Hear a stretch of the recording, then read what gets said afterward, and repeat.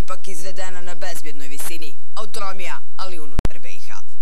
Jedini naš način da ovdje istorijski egzistiramo je to da u Evropi dođemo kao republika sa svojim pravima u Bosni i Hercegovini i da se afirmišemo kao savremena evropska regija. Šta znači veća autonomija Republike predsjednik nije objasnio. Teško to objašnjavaju i analitičari. Jasno im je međutim da nakon što se dobrovoljno odrekla svojih dejtonskih nadležnosti, Republika Srpska teško može nazad. Te dvije najbitnije stvari, što je najveća tragedija, znači poresku samostalnost i vojnu samostalnost smo zapravo dali dobrovoljno, odnosno glasimo u Narodnoj skupštini Republike Srpske, bez obzira što su oni bili pod pritiskom, mi smo formalno pravno na to pristali, teško da mi to možemo sad vratiti nenasilnim metodama.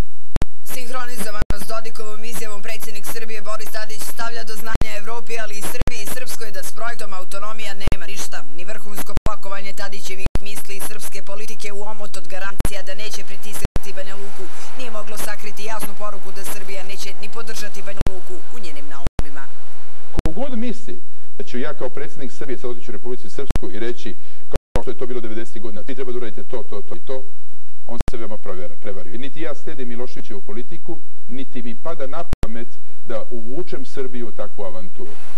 Boris Tadić prije će pritisnuti Republiku Srpsku nego što će joj olakšati pred evropskim partnerima, a Beograd neće podržati ništa što nije aminovano u Briselu, objašnjava Danijel Simić. To je način na koji u političkom životu ostaje Boris Tadić, opiranje međunarodnoj zajednici, način je na koji opstaje Milorad Dodik.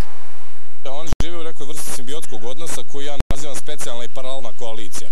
Umjesto specijalnih paralelnih veza između Republike Srpske i Republike Srbije mi dobijamo zapravo lični odnos između dva lidera koji se nadopunjuju u predizbornom procesu. U jedan takav uskoro i zvanično ulazi Boris Tadić. Priča o autonomiji Srpske dio je kampanje Milorada Dodika koja ne prestaje.